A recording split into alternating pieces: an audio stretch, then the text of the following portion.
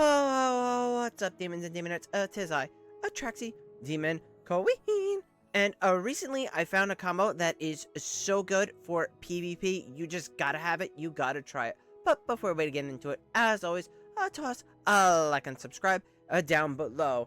Now, what this team works in is Supreme Arena. You're gonna want this either for your second or third team. So let's go and talk about Supreme Arena, because a lot of people are probably struggling with it now. A lot has changed in the season with the meta, thanks to the Mauler tiles, which are just amazing for PvP. So people are either running 2 Mauler or 3 Mauler comps in Supreme Arena for their defense. Like Wilder, they dropped off the face of the earth. A Graveborn, their talent tiles just aren't feasible. The only one that's really good is Celestial Hypogeans, right? Maybe you might see a Wilder if you're really desperate for a third team, but Wilder just really drops off because Wilder relies heavily on control, and just with the addition of the Mauler tiles, that kind of like destroys control. So control is not even really worth running this season at this point. It's kind of like a dead comp, so we're not even going to entertain it. So to kind of like give a view and talk about the teams, I'm going to go into what I'm running for my defense this week. And I've been running this for a while. Now, this is the typical Harak setup. This team is amazing. Harak works fantastic with the Mauler tiles. This is probably one of the strongest teams that you will see in the seasonal arena or the seasonal content. This team is just amazing. Let's talk about the team in general. All right, so here we have Harak, we have Odie, Makola, Shakir, and our Lily May. We're gonna run it with Greatsword as opposed to Frontliner or Valor Shield, which is Valor Shield we just have on another comp.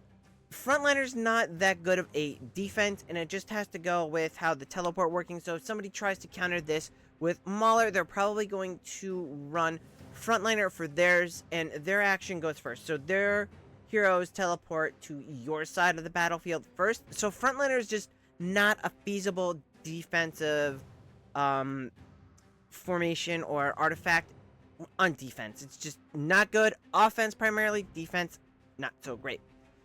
Alright, so let's talk about why we run. Odie's really good. He's good at countering a lot of the heroes that may have success against this comp. He takes out enemy Haraks, he takes out enemy Tassies, enemy Talines, just any of those annoying units that can give this comp problems. Brutish, Shakir, Thorin, just all of them. Odie helps. Now, you can substitute in for Makola Smokey. He's also another great option, right? Because you're gonna port your Smokey over, or your Smokey to where the enemy concentration is, and he is going to be able to get off his stuff, so he gets his buffing out, his healing. I just like Makola a little bit better, although it is nice. If you do run Smokey, you're kind of forced to put him on the talent tile, because that way he doesn't get stunned and he can't be interrupted early on. So that really helps out there and can be another alternative that's really strong. So there's a couple flex spots in this formation, right? There's obviously kind of like a free spot here where we put Lily May, but kind of like the core of the team is Harak, Shakir, and I would say Odie. Although you can flex out Odie for like a Seth or, like I said, Smokey, but I wouldn't run 2 support with this. You could run Smokey or Makola. Now, I don't run 3 Mauler comps. I run 2 Mauler and 1 Celestial Hypogean. Now, this is a very tough cookie to crack. I've tested this a lot. This team gives people a lot of problems and typically isn't crackable on the first attempt. I've only seen, one person crack this on the first attempt. So it's a very good comp, very strong, very bursty. And again, because we're in Supreme Arena, it takes specific heroes to crack this comp, and some of those heroes may need to be used on 1 or 3 to crack those comps. So it's giving us an overall really good, really strong defense in all. So again, this is going to be Freyasto, Dunlinger, Damien, and I like to run Damien over Smokey. You can run Smokey here. It's just a little bit more vulnerable with a Smokey on defense because Smokey, again, can be interrupted, and usually that's what causes the problems for this team is when Smokey does get interrupted, and I'll demo that later. And then we have Dio here and Taylene. Now, in this comp, you can also substitute Harak for Dio, but then that leaves your Harak off the stronger Mauler comp. You could run a different Mauler comp there, but you could sub in your Harak for Dio. In that case, you just want to make sure that Harak gets Dunlinger's buff, just so that he doesn't get silenced, because that's a problem. You want to make sure that Harak gets his ult off as quick as possible in this team, because the sooner Harak gets his ult off, the better. Alright, and then we're going to talk about this squad. This squad is my new favorite squad, and we're going to talk about the combo here.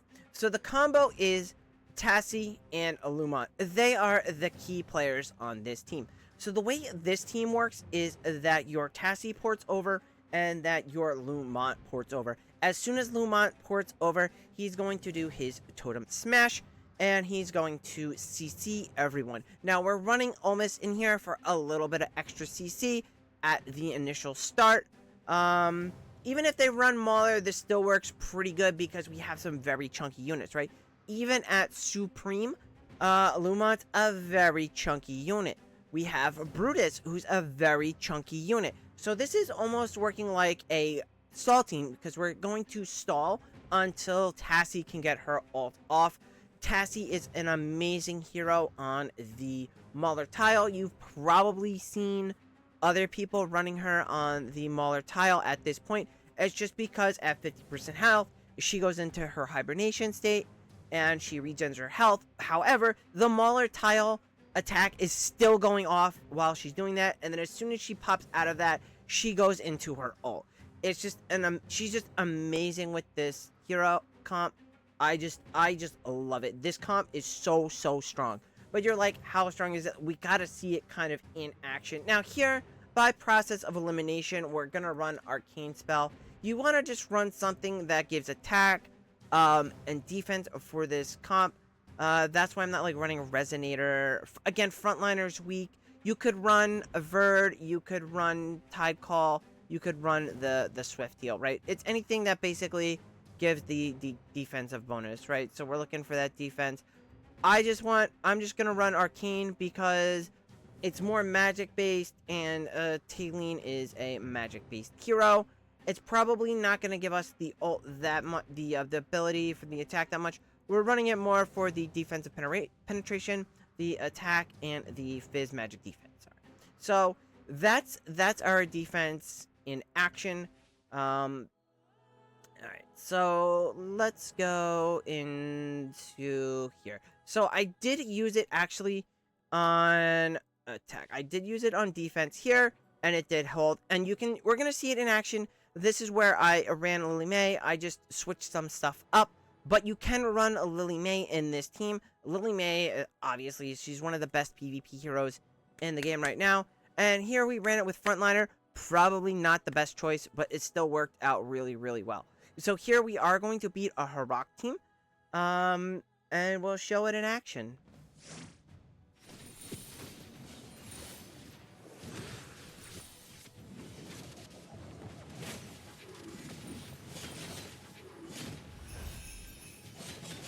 So you can see it kind of stalls. So we're stalling right now. And then Taylene goes off. So you can see Taylene's ult. And then we just start to, whittle down the enemy heroes. Because then there she goes again.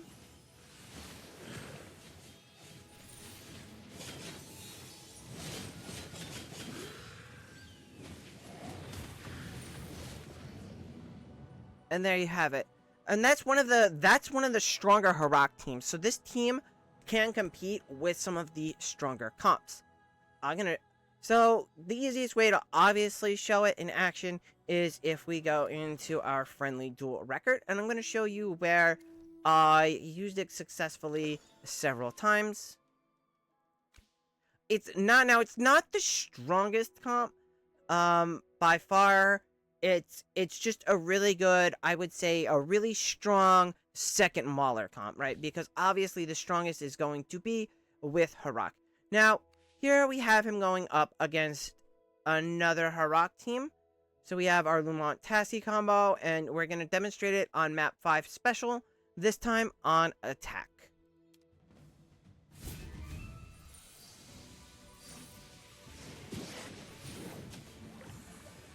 So as you can see, we're using our Ulmus to add extra control for the units that can be controlled.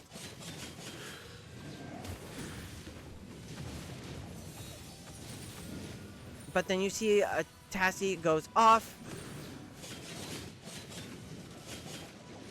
And you can notice that my Tassi, compared to the rest of my roster, she's only Paragon 2. This team only has Paragon S+, the Paragon 3 at tops. And that's just Brutus at Paragon 3 and Ulmus at Paragon 3. Coco is at Paragon 4, so that's a lot. But as you can see, it's still a really strong comp, right? He's got 3, 2, 2, 3. So it's going against Paragon 3, Paragon 1. So it's going up against Paragon opponents. And again, Lumont, he's only S+, plus 10, and he's amazing in this comp. Now, you're wondering, oh, okay, well, that was kind of like a weaker comp, maybe because of the Paragon levels. So let's see it in action against something else. So I did a tournament recently, and someone decided they wanted to copy one of my teams. And as reluctant as I am to show this one, I am going to show this one. And as I talked about, Smokey is the weakness in this comp. Now, they didn't set it up right, and I was able to exploit a formation issue in their comp, and I did save Lily May as opposed to running it with Ulmus. I didn't get the Ulmus idea until later for the extra control, but we're gonna take a look at his heroes, right? So we have Dunlinger at Supreme, plus 20, that's fine. P2 Freyasto, P4 Smokey, P2 Harak, and P2 Taylene. And again, obviously, Tassi is the star of the show here. Now we're gonna replay this one. So the problem, right, so what we're doing is we're sending over Lumont. Lumont is then going to counter Smokey, which is going to negate all of Smokey's healing and Smokey's buffs, which is going to add into the stall attack. The issue with his defense there is he did not link his Dunlinger to his Harak, so Harak never really got to ult in time, so Tassi just put him to bed and just eliminate it. Now, if you run it with a Tassi, Lumont, and Ulmus, obviously, the only name for this team is the Dream Team. That's right, we're going to call this one the Dream Team. And that's it for this one. Good luck in your PvP, and I am loving this comp. I love it so much, I just had to share it. I can't keep this thing a secret. It is just so good. You can even see other people copying it. It's amazing. It's going to get out there. Everybody's going to start running it. It's like I said, it's not the strongest comp that you can run for the Maulers, but it is by far, I'm going to say, the second strongest. Probably the third would be Thundercats, what I call, which is Seth, Alenia, and Brutus. Now, you can run another format there with your Mauler comps. For Supreme Arena, I would probably run Seth, Alenia, like on Tundra, Reese, and then maybe a Hewen or a Damien, depending on where I have them in the others, right? Because we used Damien in the one comp, so we should have him freed up, so we can use that. So we can go like 3 Mauler comps that are really, really strong, because Maulers just are amazing in PvP this season.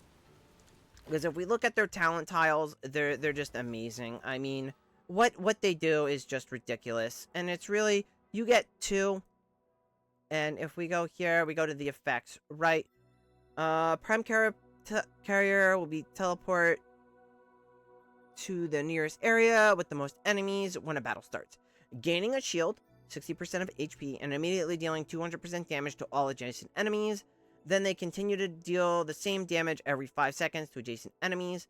they get life drain. They get unaffected for the first 12 seconds of battle. That's huge, especially since we're running a stall team. We want them not to be effective. That's why it works really well with Smokey. All right. The Prime Carrier is immune to the first fatal blow, right? So that means the first time that they die, they get like a cheat death. They are then immune to all damage and become unaffected for 5 seconds. That's just crazy. And then you get the bonus stats. So that's just why it's so much stronger than all of the other talents. Like Light Bearers fall off. Celestial Hypogean is the only one that I would say that is close to this, and that's because of the Swirly Boy and the stun and the extra damage and all that good stuff. Because Wilder is like I said, primarily control, and Mauler counters that control. So that's why the Wilder comp just starts to fall apart. Light Bearers, they're just kind of weak. Even if you go with a double ult on like a Rowan and a Vala, it's still weak compared to Mauler. And Graveborn, well, nobody runs Graveborn at this point anyway. I mean, if anything, you're probably using Thorin still in PvP. Maybe a Sylvina, but my old Nara isolation comp that was really, really strong at the beginning of the season has fallen off in favor of faction talents. These faction talents are just so good, and the Mauler comp is so good that you don't even really need those Paragon levels. Yes, the Paragon levels are going to help, but just not as much as they used to in the past. The faction talents are just so strong that they just make up for any difference in power, and you can just kind of beat anything on comp as long as your heroes are relatively close. As long as if you're like at Paragon 2, you can compete with Paragon 4, hands down. Very doable. And that's it for this one, and I will catch you in the next one. Bye!